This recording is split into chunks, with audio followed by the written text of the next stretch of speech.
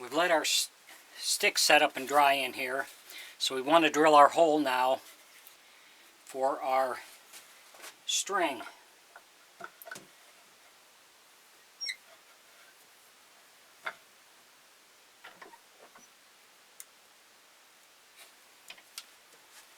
And we want to come center on the inside.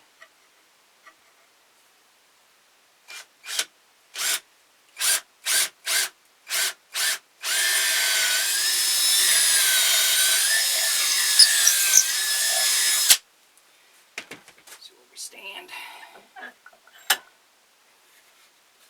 Okay, that's where we want it, right in there. So we're just going to bore that out a little more. If you enjoy my videos, please subscribe and like on my YouTube page. I'd appreciate it.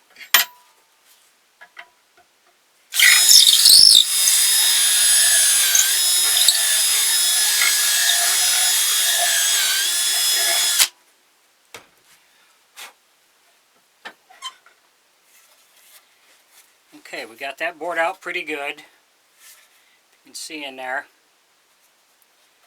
So the next thing we want to work on, we've put our hook in here at the top of the head. That's for our spring to connect to.